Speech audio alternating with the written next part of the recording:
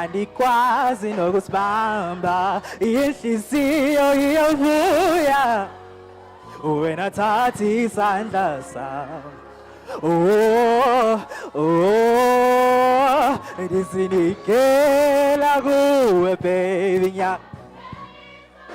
ngeke ngikushiye angikushiye let's go again ngisinikela kuwe baby ngiyathembisa ukuthi angeke ushiye ay Patina, ngikusiye ngisinikela kuwe babe ngiyathembisa ukuthi angeke ngikushiye ndikushiye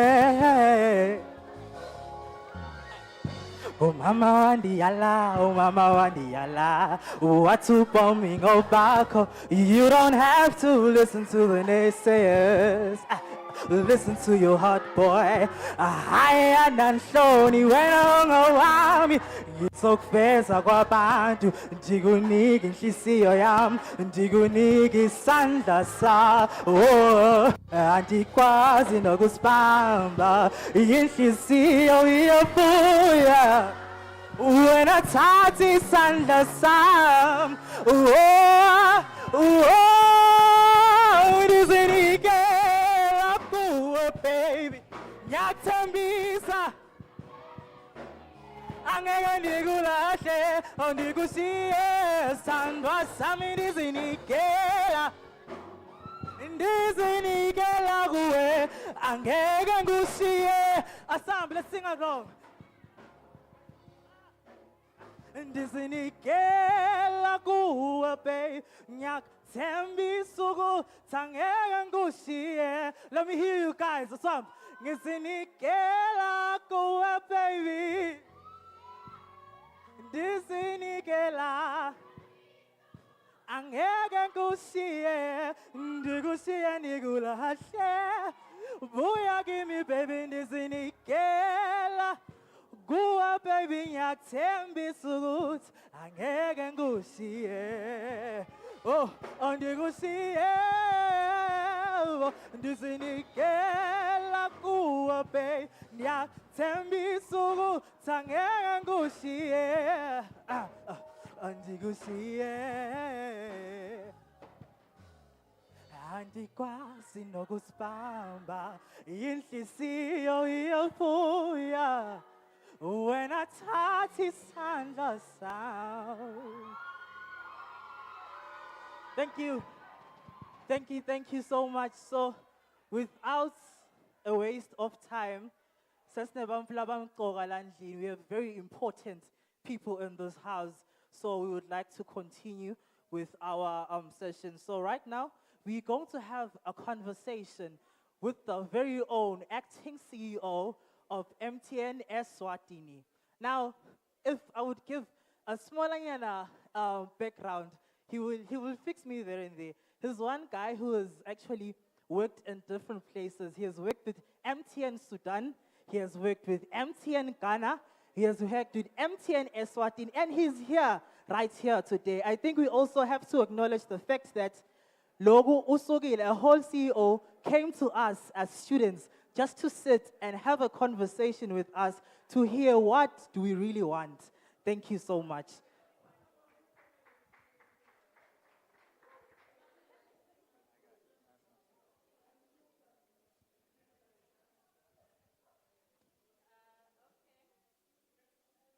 This is on. Okay, it is on. So as my colleague has said, this is a conversation. But before we get to the conversation, we have to acknowledge the fact that we are this important. This is not just anyone. We could have had MTN agents to come here and tell us what they sell, why they sell it, and actually get the numbers.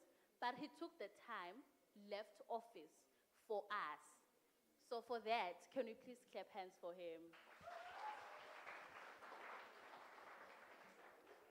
So as you are sitting there, as well as myself sitting here, you might have read something online, but you do have questions. Who is MTN CEO? And why is it important to come here? Because you do have people you could have delegated to say, go there and do this, and you would have actually got the numbers. So can you briefly take us through your background on the path you're on, why you chose it, the challenges that comes with it, and if you had a dream, have you achieved the dream or you're still working towards it? There are young people here who wish to be where you are. Is it possible? What are they going to see before we get to the real talk? Hello. Good afternoon. Limkokwing, right? I said that right? Yes. No, it's good to be here, guys.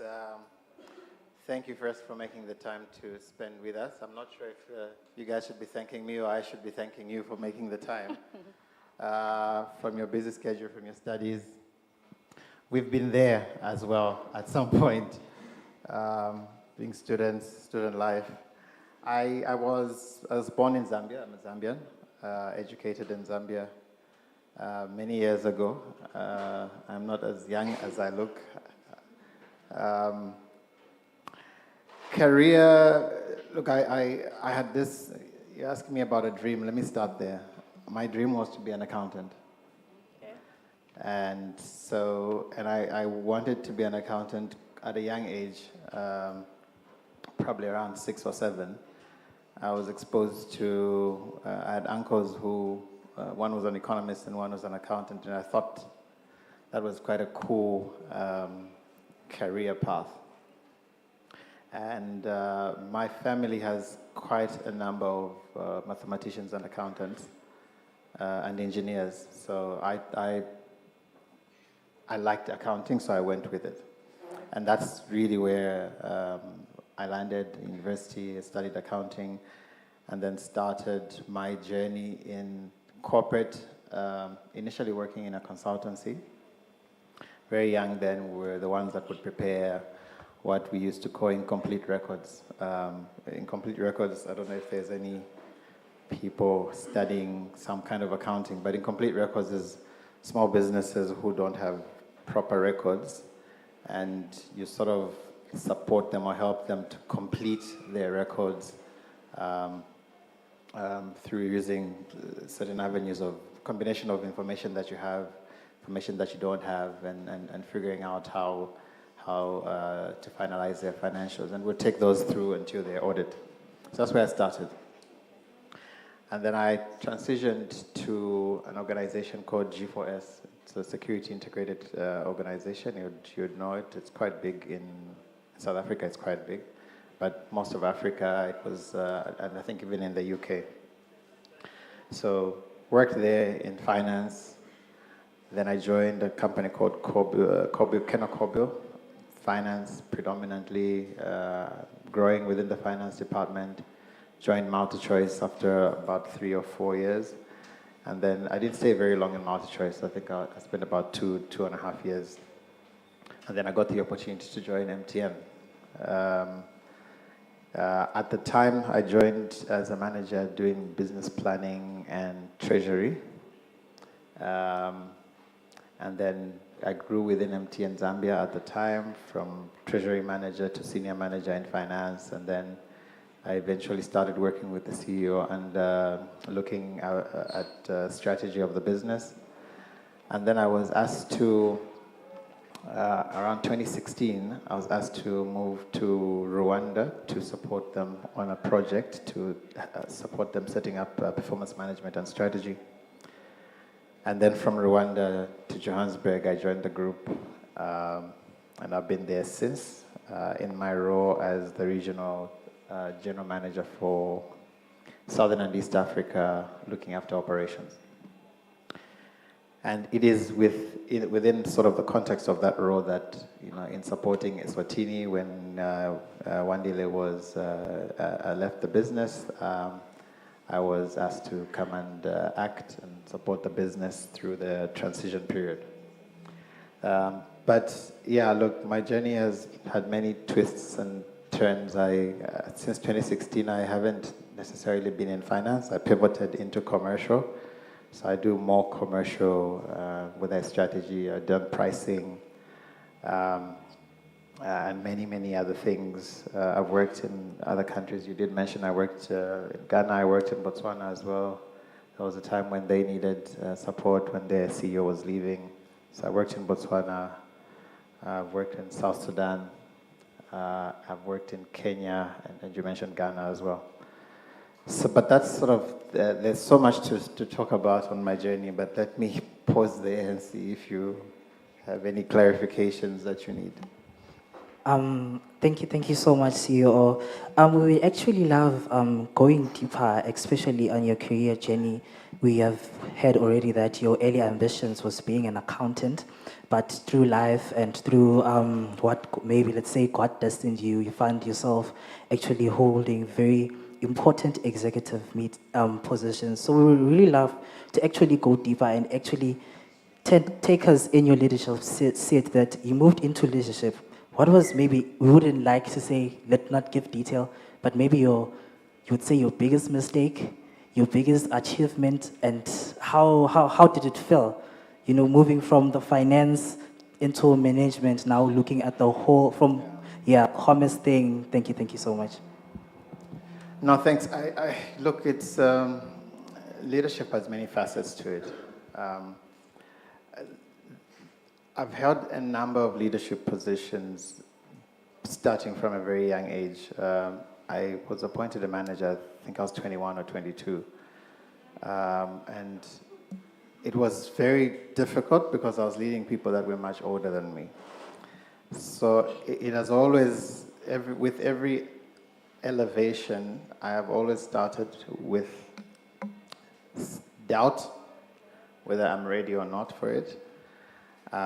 But what I have not allowed is for the doubt to linger for too long. You know, the doubt comes in initially just as you are being told or to step into a role. That doubt will be there. Am I ready? What can I do this? Can I achieve what is required? But immediately after that, you get into the doing mode. Come up with a plan. What is expected of me in this role? What do I need? Whether it's skills, whether it's mentoring, who do I need to speak to about a particular role, the expectations, and once the expectations are set, it becomes much easier for you to then set your own sort of motion and start the journey. And I've had many of those shifts and turns in my career. I was appointed to boards, to many boards actually. I think it was in 2020. Unexpectedly, my boss called me once and said, I'm putting you on 4 boards, and 3 of them you'll be the board chair. And and these are organizations, big organizations. I was appointed board chair for Kenya, Botswana, and South Sudan in 2020. And it's something I had never done before. I was exposed to boards. I knew what governance meant, but it was a very, very different journey. Again, you have to find out what are the expectations, what is required, upskill yourself, read, speak to people who have done it before. And in that regard, for instance, I was quite close to the board chair for Zambia. I reached out to him, spoke a little bit about such elements. My then boss, Ebenezer, had been on boards. He had chaired boards before, had conversations about expectations. So surround yourself with people who, number one, that are ambitious. Number two, that will encourage you even when you are unsure of yourself, because it's human to be unsure. Number three, be aware of what's happening in your environment and stay abreast with, particularly in business, you need to stay abreast with the elements around you. If it's in business, what could go wrong in a business? Not just centered within the business, but what's happening outside the business, what's happening in the country, what's happening with your neighboring countries. But more importantly, we'll continue to upskill, continue to develop. Mentorship is a key thing, and it's important as young people to have someone who you not only look up to, but someone who challenges you on a constant basis. Growing up, I had an uncle who one of the uncles that I looked up to. He was an economist, had achieved quite a bit at the time. The uncle who was a management accountant in an organization that I looked up to, we always made this joke that he retired a management accountant, and my first role was management accountant. So I always said to him, "You reached your ceiling, and I've started there." But it's just you have people like that who you look up to, you continue to develop. And have I reached my goal? As I said, I started off wanting to be an accountant. But once I was exposed to many other areas, accounting became secondary. It was what was next, and I pivoted into strategy, which I'm quite passionate about, fixing things, transforming things. And on that journey, you keep learning. Learning is a continuous thing. So you will face obstacles, you will face difficulties, but within those obstacles and difficulties is always a silver lining, and it's important to then look around and make sure that you don't miss what the silver lining is. Yeah, thank you for that, Mr. Sogo. So, looking at the mark you have been leaving behind you, you have been a leader for quite some time, and you had motivation from back home. At the same time, you have made mistakes. What was your biggest mistake? What did you learn from that mistake? And you can, if you can you also give us an insight on leadership? Not the glamorous part where we see people wearing heels and suits, the real deal. What is going on behind closed doors? And how are you able to navigate that and still be the leader that you wanted to be, or still have people following you and say, we are working for this guy? Because this is not just a company, more especially in Eswatini. MTN does have a competitor, but not that much, because when you go to South Africa, you have your Cell C, you have there are many, there are options. But this company, we grew up knowing MTN. We still, like, when you see yellow, you think of MTN. So it comes with its challenges, big shoes to fill for people who have been here before you. So can you give us an insight on the leadership challenges, how you navigate through them, and still be able to be the person that you are today, to say, this is what I want, I'm not diverting from this because of these challenges, and how you actually sort those challenges out without saying, you know what, I'm leaving this here, I'm not doing this again? Yeah, you guys are asking very difficult questions. And the person wearing the heels is over there, so you must ask them about it after. Look, difficulties, what would I say were my mistakes? I think I could have so eventually, my father wanted me to be an engineer. And so when I look back, sometimes I feel, particularly in the field that I am, I feel like maybe he knew something that I didn't. But again, over the years, I've still acquired those skills. I think the biggest mistake, if I could call it a mistake for me in leadership, is not probably having raised my hand earlier enough for certain challenges or roles, right? As I said earlier, sometimes we don't believe in ourselves enough. And the people around us see that you can do it, but you continue with sort of self-belief, self-doubt, and that then takes you away from the table, and other people are left on the table. So I think if there's one thing I could do differently is maybe be a bit more noisy earlier enough about being available for certain opportunities. But if I'm being honest, I probably don't have many regrets, and for the simple reason that firstly, any pitfall or obstacle or challenge I face, I move on very quickly from it with whatever lesson I've taken. And rather than necessarily think of it as a challenge or a mistake, I always look at it as a bridge that I needed to face, to encounter in order to be ready for the next level. Your question on leadership, and for me, it's about humanizing.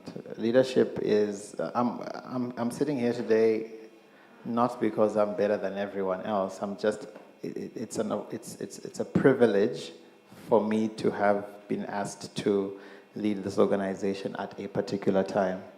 And there'll be people that will come after me, there were people before me. And there's people I'm working with, right? So there's a position, there's the person. The one thing I am very aware of is I will never let the position determine who I am, and that for me has always been the principle that I live by. It's important for leaders to humanize leadership. A leader is not some dragon sitting up there that is unavailable. They're human like you. We've gone through the same schools. We've studied the same things. People have studied even more than ourselves as leaders. So it's not that we are necessarily better. We're just privileged to have been given an opportunity ahead of others to lead. And look, the reality is some people are born with certain, call it leadership traits or capabilities, and others aren't. It's just the reality of life. Just like others are great at mathematics, others are not. It doesn't make anyone better than the other. We just have a different skill set. It's about finding what your skill set is and nurturing it and multiplying it. So if you ask me about leadership, the most important trait is humanizing leadership, being available to people, being close to the people you lead, because without the people, you're really not a leader. The position can be there, you can be appointed in a position, but if people respect you because of the position you have, then you're not a leader.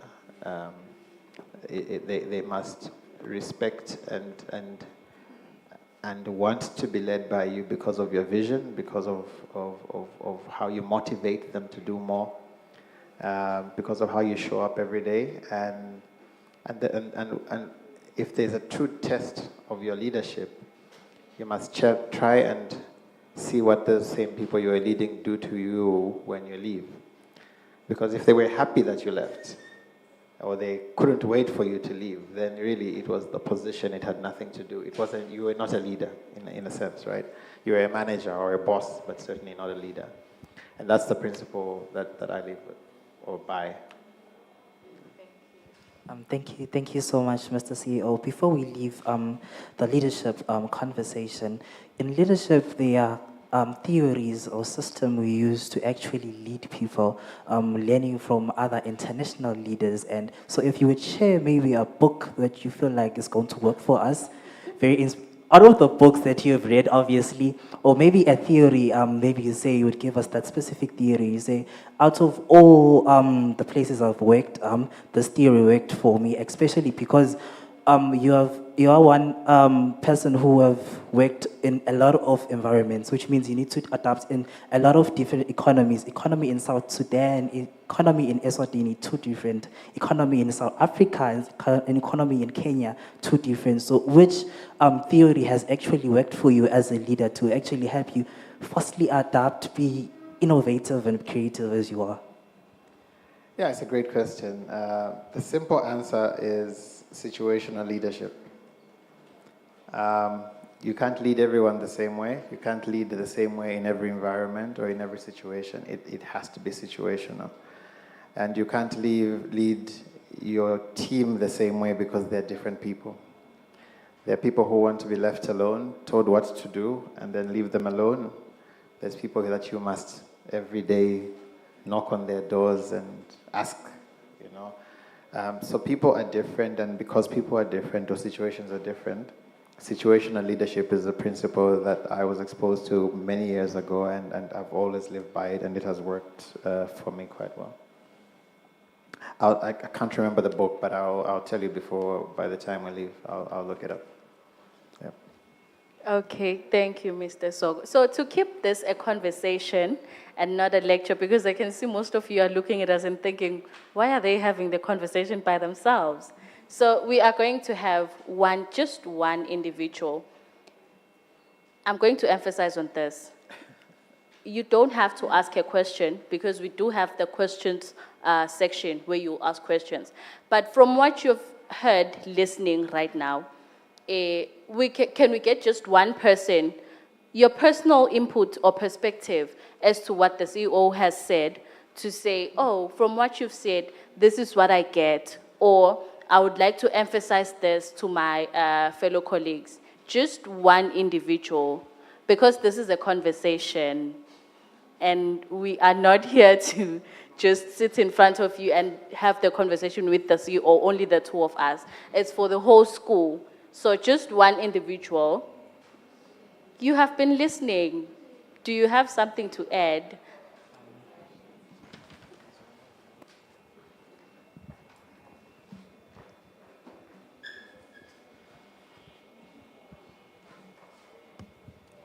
Good afternoon, everyone. Once again, my name is Chongono Tobego. Thank you, Mr. CEO.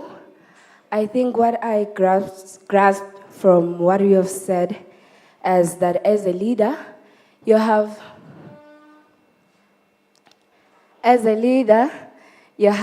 to be flexible in all situations, because in leadership, it's not always juicy. There are times where you have to pull up yourself no matter the situation and lead by example, because like everyone, your team and us as a nation, we are looking up to you. Thank you. That was actually very good. It shows that you are paying attention. You should have something to add. Okay, there's someone else. Here's the last one. And then we are going to have this, so be prepared. Thank you, Mr. Sogo. My name is Voyom Nisi. Since you have been talking, what I've grasped from your conversation with our colleagues is that we should have a mentor, someone we look up to, and from that mentor we will get things that will help us in future.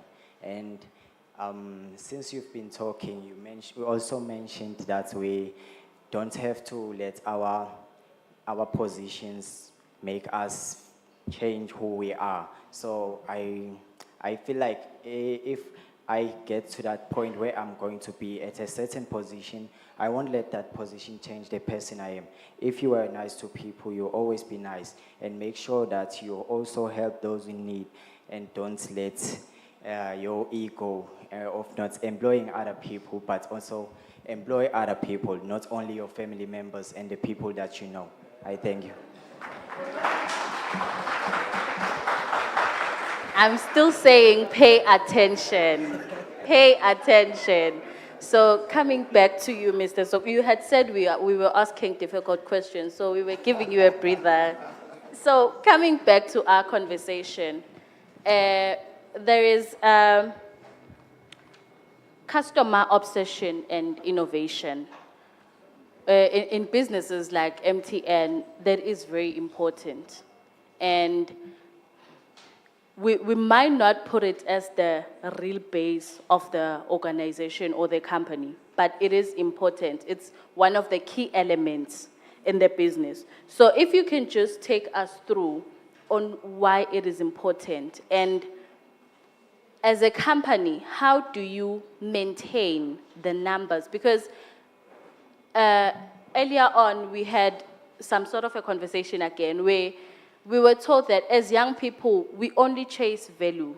So if what you offered yesterday is not compared to what I see today, I rush to what I see today, and you are irrelevant. So how does MTN keep up? Because it has been ages, we've been seeing the yellow color here and there, but it's still here, which means there are certain things you do to keep up with the time as well as the generation itself. Yeah, look, we're a service organization, right? And ours is to firstly understand the needs of our customers, the needs of the people in Eswatini.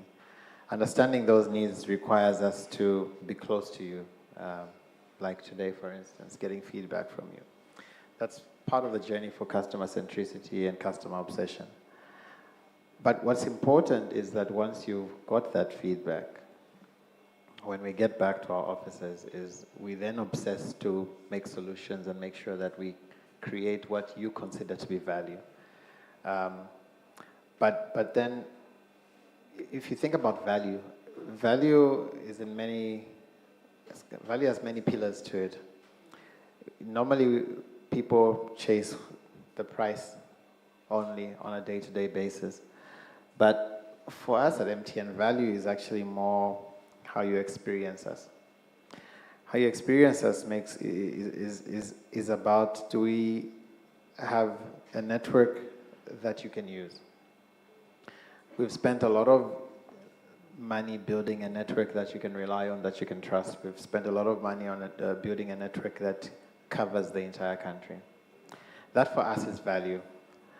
Value is ensuring that the price points that we have are accessible to the people in the country. Value is about making sure that you are able to use the services. If we say we're giving you a bonus as an example, are you able to use it? That's value. So value for us is important because it cuts across our accessibility, our reliability, and how much you have to take out of your pocket to buy the services. Beyond that, and beyond continuously innovating to bring new services, if you think about MTN, MTN just doesn't provide connectivity. We've layered financial services on top of connectivity. That's a value-added service to make sure that we bring your bank into your pocket, right? We're bringing digital services to the fore. We are bringing digital skills for free to people in this room. So value for us goes beyond just thinking about airtime and how much data, etc. It's a whole spectrum of what MTN means in a market like Eswatini. We think of ourselves as a key player to grow the economy through the digital services that we offer. So our obsession around customer is solutioning for your daily needs, solutioning for what you need on a day-to-day basis in your life, and then making sure that firstly we've got a network and a system that is reliable, it's available across the country, and then what are those value price points that are affordable to the people, and once we solution for that and ensure that you guys have the services, you can afford it, etc., we then get to the next phase of what more can we do. So the process of coming to meet you guys and to hear from you is a continuous cycle that ensures that we are close to the needs of our customers and we're solutioning for them. Thank you so much, Mr. CEO. I think we are noticing something that's being more on the view that MTN is more of a problem solver. They are more on solving problems so that we can connect easily around. So now we have recently, in our previous session, they talked about the new initiative of MTN Skills Academy. And I said as a message or a message being sent by MTN to have a certain mindset or belief in us, the future leaders of the same initiative and organization. So what would you say, how does MTN view the upcoming generation with all this Pan-African movement, with all this industrial evolution to digital world? Where do they see us and where do they wish to leave the next generation? Yeah, look, if you look at the story of MTN everywhere in Africa, we pride ourselves as a Pan-African company that really looks at challenging ourselves to improve the lives of people in all the countries that we're in. Digital skills is an area that has been picked as a vital area. Number one, because the young people sitting in this room, if you look at these guys wearing yellow t-shirts today, in 5 years' time, in 10 years' time, this is you guys in these yellow t-shirts. So we have a responsibility as a business to ensure that we, even as you study, whether you're doing arts, whether you're doing accounting, whatever the case is, it's our job that we make sure that because we are in a position where we see what skills are required in the future, we bring those skills to young people in Eswatini so that you can access those skills. So whatever you're studying added to digital skills makes you a much better prepared person for the next phase of industry. So for us, it's vitally important that young people are skilled, are ready for the next challenge, because as I said, we will not be in these chairs for too long. I certainly would like to retire sooner rather than later. But if we don't ensure that you guys have the skills, then other people from other countries will come and take the jobs because they would have had the skills. And I think as leaders would have failed you and the country. So providing these digital skills for free is certainly something that we take seriously with pride as a business that wants to capacitate young people to be prepared for the next phase of their lives. Thank you for that, Mr. Sogo. So we have heard that MTN takes the time. Not we have heard, we have experienced it. We have seen it, that you take the time to come to us to say, these are the problems, and then you try to solve them as fast as you can, for that matter. But then there's today's problems and there's tomorrow's problems. So given the future, technology, innovation, and with the experience that you have, what can you say to young people in this room today about being innovative? We have heard from your story, you are not where you started. This is not what you had in mind when you actually went to tertiary, maybe at your young age. So how can you put perspective or clear perspective into a young person's mind that where you start today may not be where you end tomorrow? Because we are doing PR, and tomorrow we are going to be like, if I can't get a PR job, I'm just not doing this. This is not what I was trained for. And you have the experience to that, the industry, the limitation in job opportunities, the challenges that we face as young people. You have faced them. As you said at first, you're not as young as you look. So with your experience, what can you say to young people in this room? What they have to do or how they have to look at life? It has worked for you. Maybe it can work for someone else in this room. It may not work for them exactly as it worked for you, but it can be a solution somehow. Yeah, look, you're right. We all have different journeys and different paths in life. What's important, regardless of where you start, is firstly having your own vision of what you want to do and I guess the how you want to get there. But as your journey unfolds, you face different situations in life. You will meet different people. You will meet different situations. Be aware and alive to what's happening around you, because usually that's where we miss the opportunities. And sometimes there's a career turn that's calling you, but you leave it because you're too focused on this one-sided, silo journey that I want to be an accountant, so that's the direction I'm taking. But marketing is pulling you, and you even have a passion maybe for marketing, but you think because accountants make a lot of money, I want to be an accountant. And you need to be super aware of what's calling you within your environment, and what's calling you will normally keep showing up as an opportunity. Someone will speak to you about, have you considered this? There'll be a door that will be opened that you will see, but because it wasn't necessarily your dream, you will decide not to go through it, and then you would have missed an opportunity. So have a dream, have a goal, have a direction, but be aware of what's happening around you and what is calling you.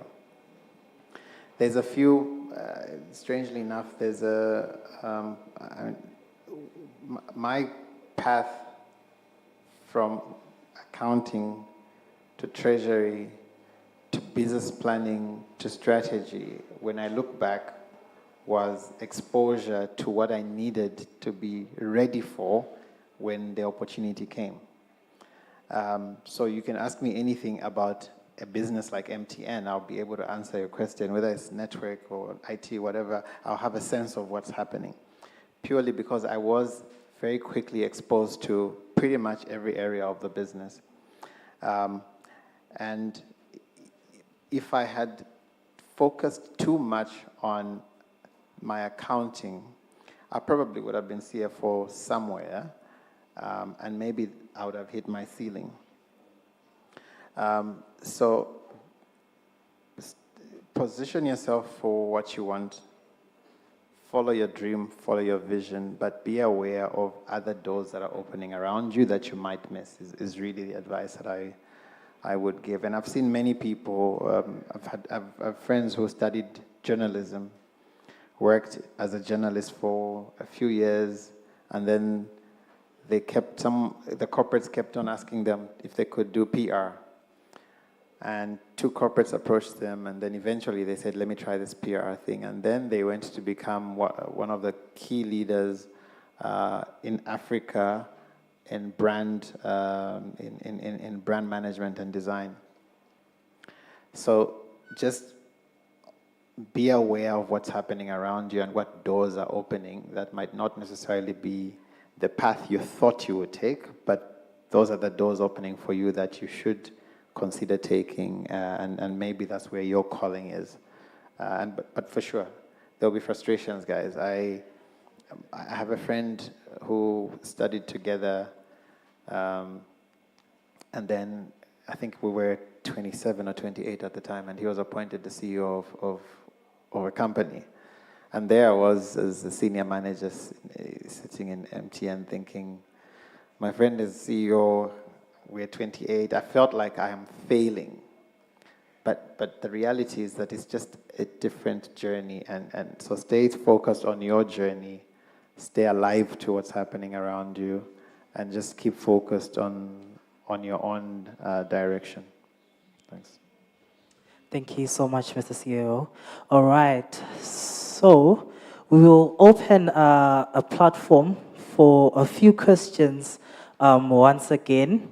I think we won't take more than 5. Am I right?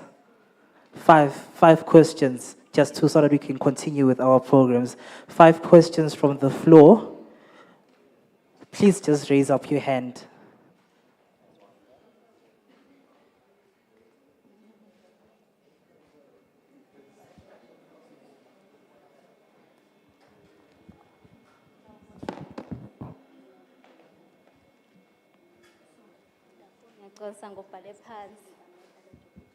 From everything Mr. Sogo has just said, I've learned that transparency and consistency of a brand is important.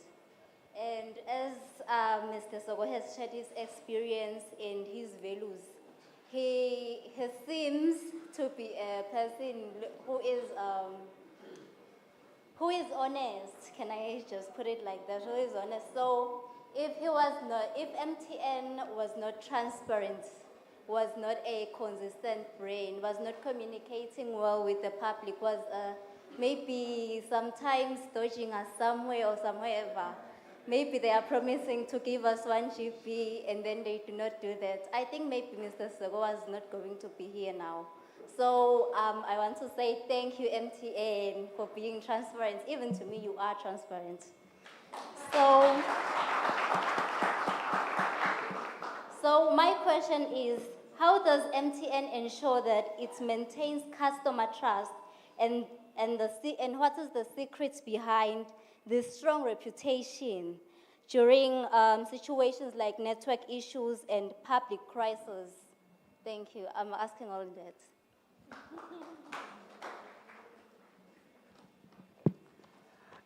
How do we stay honest?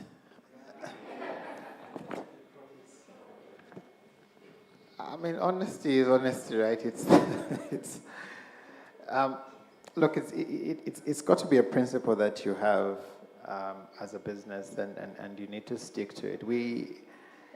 I say to the team that what does our business sell? We sell a promise.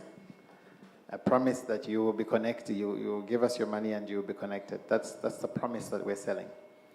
So we then need to be honest to that promise, that when you put your money out and you buy a bundle, whatever the case is, that you will have connectivity. So in the background, we then need to make sure that our engineers have a system that is working, that they are available to fix. These things break, I mean, let's be honest, right? The same way that cars break when they're moving on the road, networks break. But what have you put in place to ensure that when it breaks, you will fix it in a short period of time to give that promise that we made to you? But beyond that, we invest to make sure that there is what we call redundancy, which is the extra, how do I put it? Another layer of network where if one site or one fiber line is cut, that you're still able to communicate using another line. It's again to try and make that promise real. We invest a lot of money in that, and we put a lot of money in the ground to ensure that that promise is kept. So, look, there's no business that can exist if you break the promises you make to your customers. You can exist for a few years, but it will catch up with you because customers will then say, you're unreliable. Reliability, you guys must hold us to account.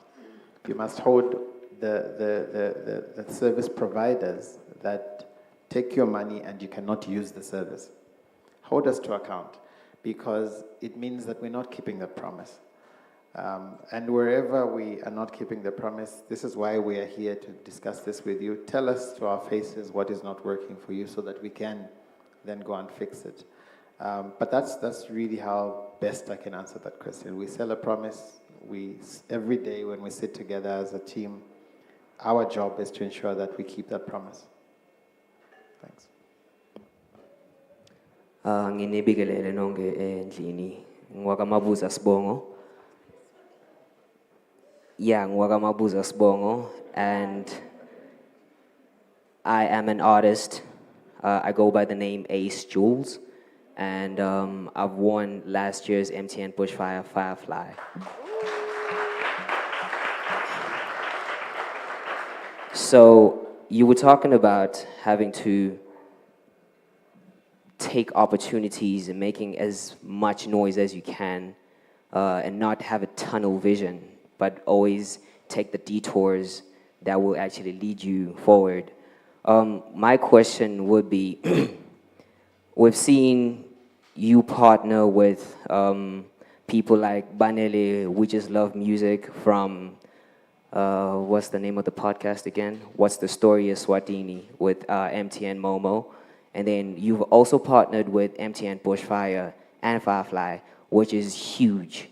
My question would be, what do you look for when you are going into partnerships with brands, festivals, and the likes? Thank you. Thanks. I can see you're an artist, for sure. And I have a necklace just like you. I should have worn it. Look, partnerships are important in business, in much the same way they're important in personal life. What do we look for when we partner? It's many things. First one is we are a business, so it's to promote our brand, right? That let's not talk to her. She said we must be honest. So let's be honest. A company spends money in such partnerships like Bushfire, etc., to promote their brand. But there's many other aspects to promoting your brand. Bushfire, as an example, when you promote such, you're also investing in skills, right? You're investing in another business. Bushfire has grown today. It's much, much bigger than it was many years ago when it started. That is a testament of part of the journey that we've been in as MTN together with Bushfire organizers or the owners of the brand Bushfire. We have been able to grow it to the point where even the number of jobs associated with Bushfire is growing, right? And the number of companies, one of the things that the responsibilities a company like MTN has in a country like Eswatini is that when we do something consistently, such as promoting a brand, we force subconsciously other big companies to do the same. That's how you promote and contribute to economic growth. So promoting such partnerships is, one, to elevate your own brand, but more importantly, it contributes much further into the wider ecosystem of a country in terms of economic development, job creation. Artists like yourself, then congratulations for the win, but artists like yourself get exposed or exposure at such events. Now we've got more experience. Yesterday we just launched the sort of the start of it, but we announced the phase one of the musicians that will be, or the artists that will be playing there, you know, local artists. So those are avenues that, as a business, it's partly how you contribute to the community, to grow the community, but by so doing, you're also promoting your brand. So that's why it's called a partnership.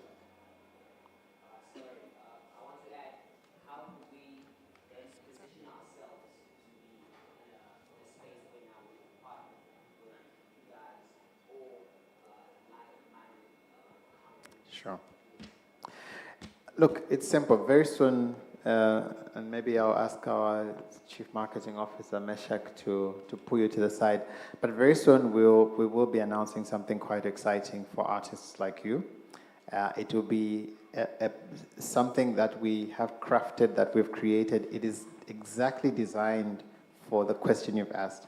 How do you get more exposure to not only Eswatini, but to the rest of Africa, to the rest of the world?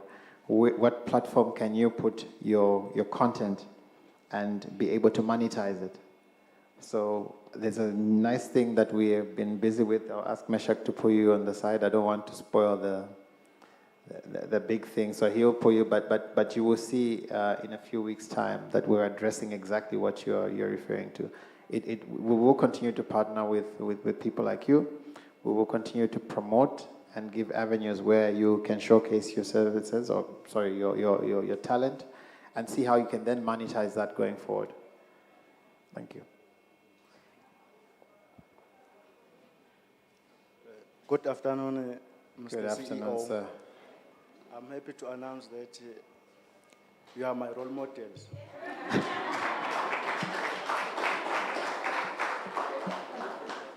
Thank you. So here in Eswatini, we have the issue of bofagata. People are scammed every day. So my question is, how is MTN trying to mitigate that problem? Because, siyaphela.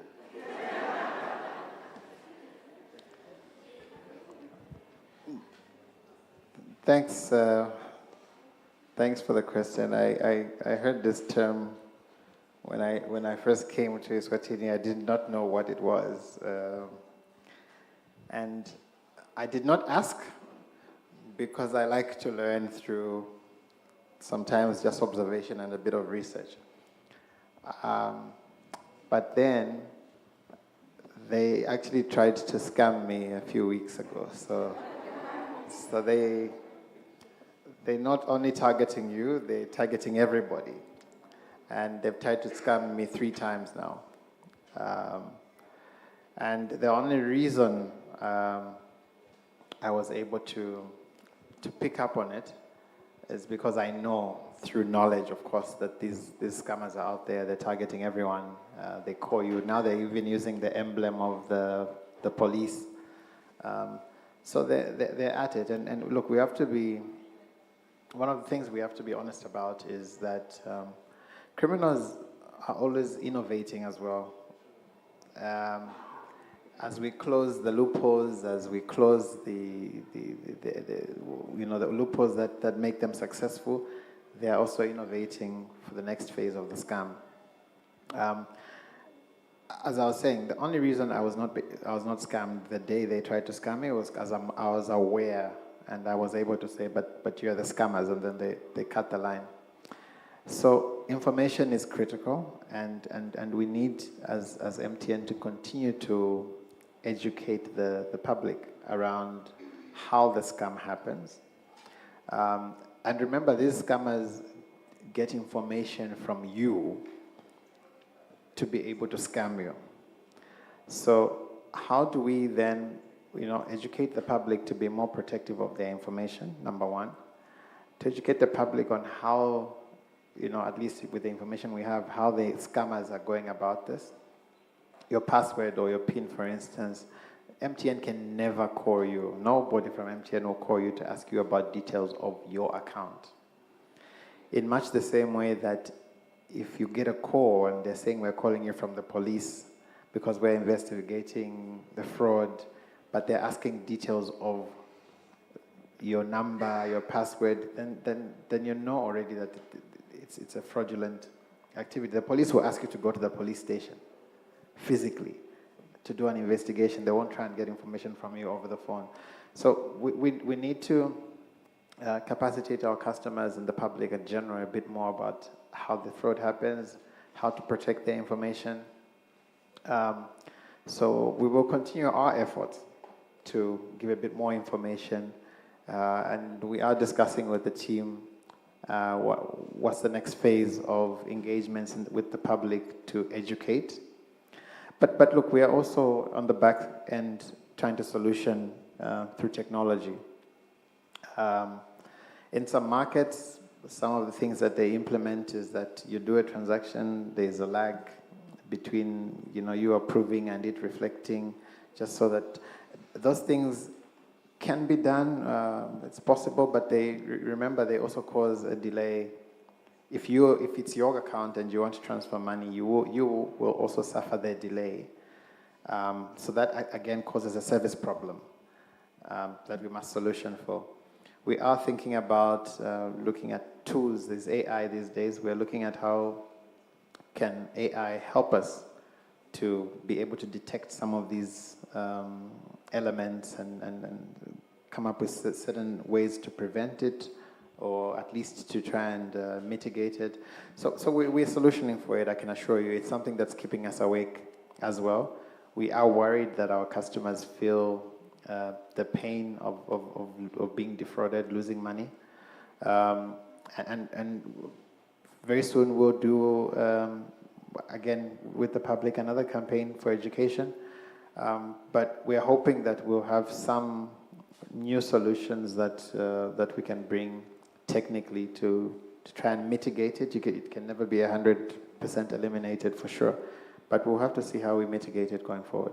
But it's something that is keeping us awake. Yeah, they tried to defraud me, and so no one is safe.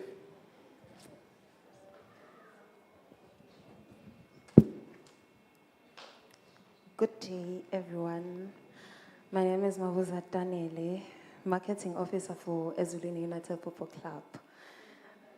Thank you so much for the opportunity to be able to talk to the CEO, and thank you so much, Sir, for you and your team for coming to us as students for student engagement. I am here to ask on how is MTN planning to keep us employed with the new transformation of AI and making sure that while we are still learning, we have the assurance that we're still going to get employed after. Thank you.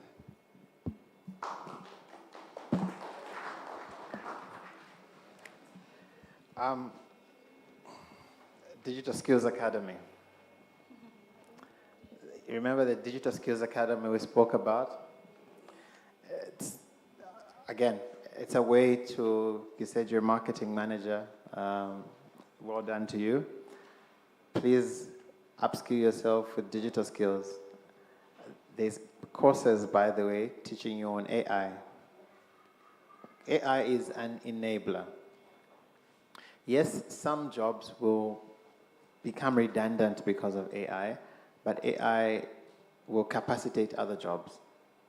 So what we need to do at this level, even as you're studying, is to find out what are the capabilities that in today's world, the things that you do that AI can potentially replace.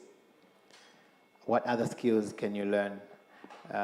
As I said, the Digital Skills Academy that we are offering for free, please go on the portal, educate yourself, get other skills as much as you can.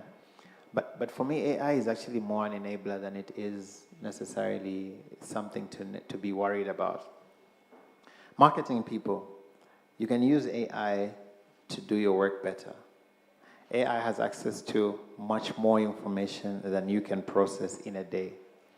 So using AI, you can actually make your work much easier, better. You can deliver your work quicker with AI. So rather than see it necessarily as a threat, I would say upskill yourself more with the capabilities of AI and how to use AI.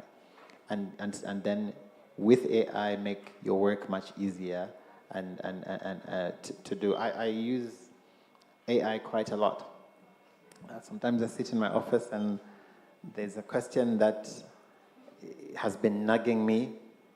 I type it and I ask ask AI, how can I solve for this?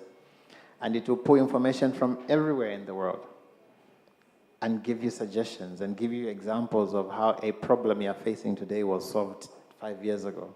So rather see AI as an enabler and capacitate yourself with those digital skills that position you at an advantage. Thanks.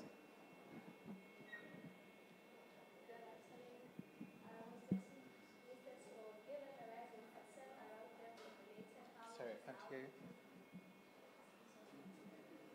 you. One, two.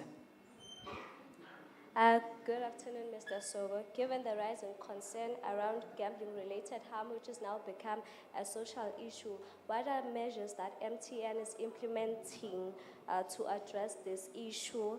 Are there any programs promoting responsible gambling? Thank you.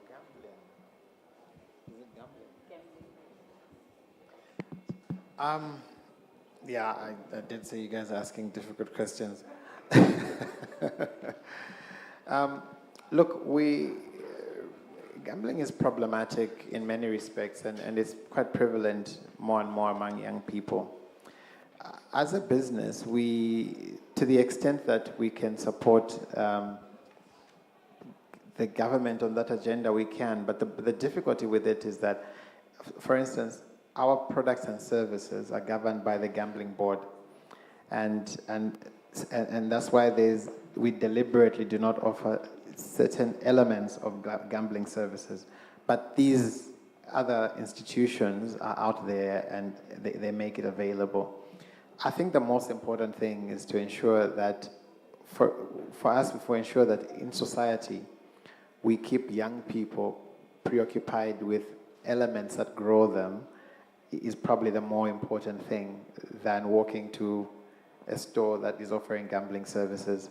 So keeping you connected to the rest of the world to be able to capacitate yourself for the next phase of your life is what we need to focus more on. But to the extent that these services are available right next door, it's very, very difficult, and I'm sure it's something that the government is looking into.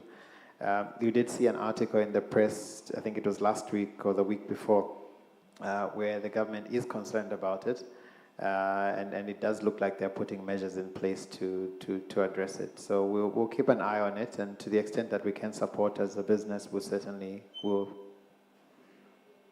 Thank you. Thank you so much, CEO. Thank you so much from the floor for such brilliant questions. So now there's this phone on the table. It's a Galaxy A07. So the CEO is still going to brainstorm on how is it going to actually maybe ask a question or Anwini say, oh, no. Meanwhile, we would love to introduce the band of the school being, they were going to be performing with one of our local or students going by the name Demvu.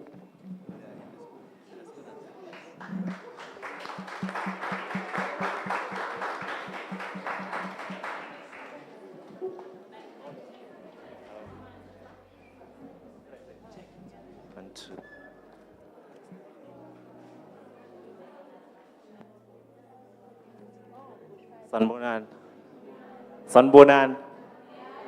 Ninjani. Siapida. Se logo se vashito, I'm Demvo.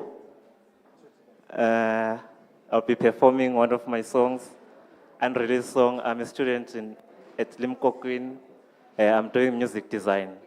So the title of the song, it's an apology song to your loved ones and stuff, yeah.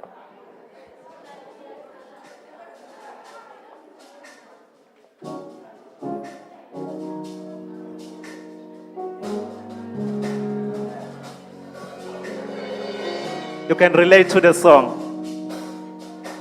Yeah, let's go. Sure. Mina bengathi kuthi wena ngithanda kanjena. Lokusho kuthi one day you'll marry me.